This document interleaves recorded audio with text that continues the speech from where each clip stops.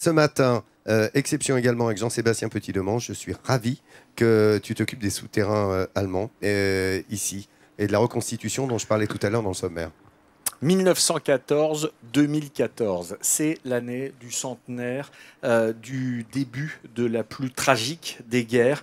L'Allemagne, en août 1914, déclare la guerre à la France. Ce matin, je vous emmène dans un endroit très particulier. Effectivement, ce sont les souterrains allemands de la Botte. Nous sommes sur la commune de Canectancourt. Les troupes françaises, au moment où le front s'est fixé, les troupes françaises se sont installées dans une ferme. Les soldats allemands, eux, se sont enterrés dans les bois, dans une carrière. Et ils ont creusé pendant des années, plus loin, plus profond. Le front a été fixé ici 30 mois. Et aujourd'hui, une association fait vivre le souvenir en restaurant ce lieu, en organisant des reconstitutions. Et ce sont toujours des moments extrêmement émouvants. Dans le nord de l'Oise, la silhouette du soldat de la Grande Guerre est une figure familière. Car sur ces plaines désolées des environs de Noyon, les coups de canon de la guerre de 14-18 résonnent encore jusqu'à nos jours. C'est ici, en 1914, que s'est fixé le front. D'un côté les Allemands, de l'autre les Français. À Thiécourt, nous sommes dans le camp allemand. Et ces gens qui s'habillent en soldats ont décidé de réinvestir les galeries de la Botte, dans lesquelles les soldats allemands vivaient dans l'angoisse, jour et nuit. L'idée fixe de cette quarantaine de passionnés, c'est de redonner vie à ces terres meurtries à jamais, les tranchées, les cicatrices de la Grande Guerre. Pendant des années, on les a cachées, oubliées. Eux ont choisi de se souvenir. Parce qu'on a tous, en fait, dans nos familles respectives, un grand-père, en fait, qui a donné de sa vie lors de cette triste guerre. C'était pour moi c'est un honneur de mettre en valeur les sites sur lesquels ils se sont battus, les sites sur lesquels il y a eu d'énormes combats dans la région. C'est une forme de devoir de mémoire, en fait. Pour imaginer quelle était la vie des soldats de 1914, il aura fallu abattre un travail de titan. 10 ans de coups de pioche, 10 ans à creuser, à déblayer, le tout à la force du poignet pour atteindre les entrailles de la guerre. 3,5 km de galeries souterraines qui sentent encore l'odeur de la poudre, de la peur et du froid. Donc ici, au fond de ces carrières souterraines, on ressent bien ce que les soldats à l'époque devaient ressentir. Le taux d'humidité est très très important, ce léger courant d'air là qu'on sent sur les joues.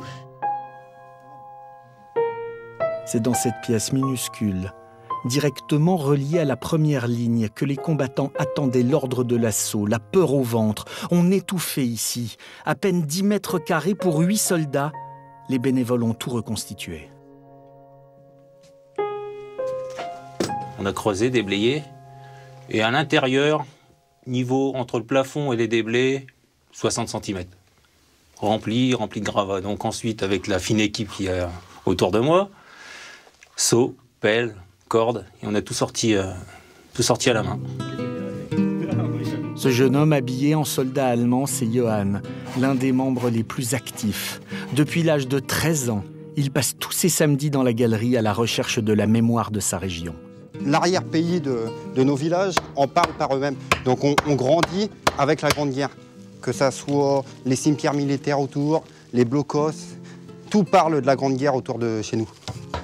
Bon, refaire à peu près les mêmes gestes qu'aujourd'hui on peut effectuer pour la réhabilitation du site. Peut-être pas dans les mêmes conditions. Nous on vient là pour le plaisir. Eux malheureusement ils faisaient tout ça pour leur survie. Donc c'est ça, c'est l'agrandissement en jour qui nous a permis à l'heure actuelle de pouvoir faire visiter ce qu'on propose au public. Comme Johann, quand il était enfant, Christopher et Raphaël mettent la main à la pâte.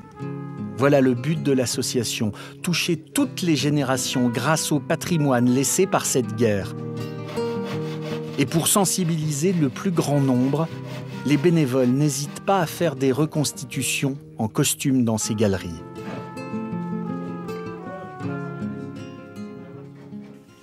Dès que les soldats ont un moment, ils écrivent à leur famille, à leurs femmes, à leurs fiancés. Et toi, Marcel? Ces reconstitutions font résonner l'autre histoire, celle de vies fracassées, dévastées par les combats. Et toi, Jules? Moi, j'écris à ma femme. Au son mélancolique de l'accordéon, Guy, Yves et leurs compagnons relisent les lettres de soldats français morts au combat. Je suis vivant. Et c'est une chance, après avoir vu, comme je l'ai vu, tant de camarades disparaître sous la mitraille et les obus des Boches.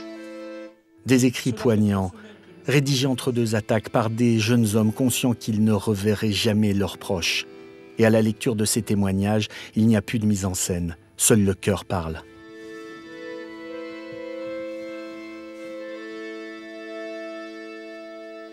Que tous se souviennent quelquefois du petit frère, que l'on parle de lui.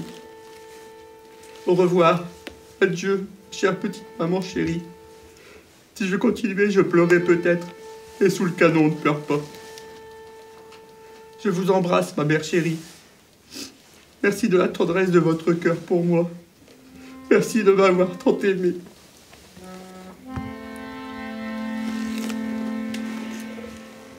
Cent ans après, la Grande Guerre fait toujours couler les larmes. Cette émotion, c'est celle d'une région tout entière qui ne veut pas oublier.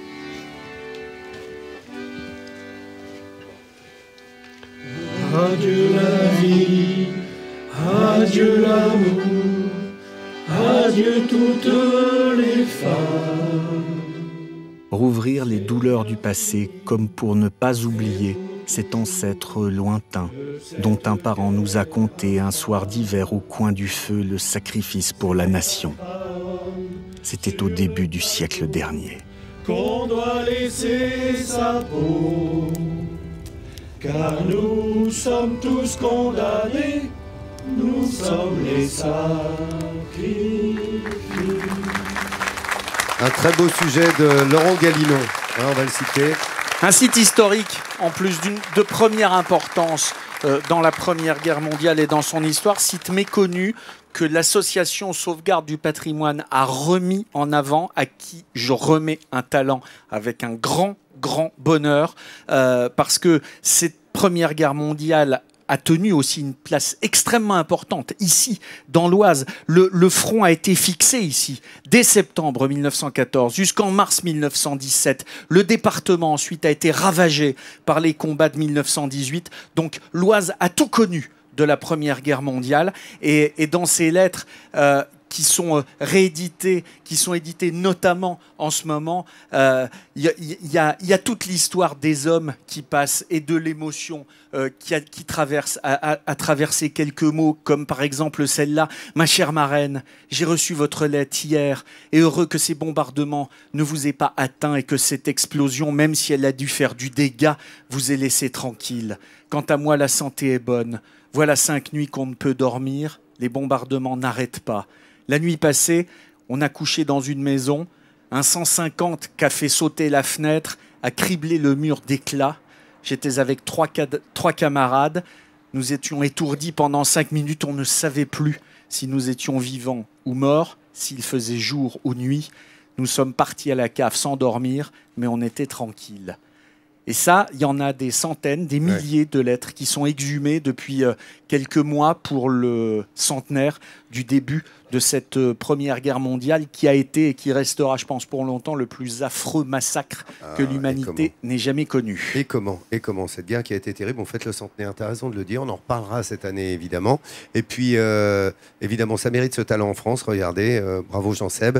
Un mot, on a visité tous les deux pour une grande radio, le musée de Meaux également, qui est une reconstitution des tranchées de 14 exceptionnelles. Côté allemand, côté allié, avec le No Man's Land du milieu, et on vous le conseille également, on peut, tous les deux. Oui, parce que ça fait partie de ces musées qu'il faut avoir visité, surtout en ce moment. Il faut aussi retourner, aller dans la Meuse, à Verdun, sur le site de Douaumont, qui est un des endroits, moi, les plus émouvants, les plus chargés en émotions qui soit, parce que un siècle après, chaque centimètre de terre que vous foulez sur la terre meusienne de Douaumont porte encore les cicatrices de ce moment incroyable qu'a été la Première Guerre mondiale.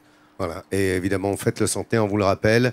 Tout au long de l'année, on a le loisir d'y revenir, vous vous en doutez.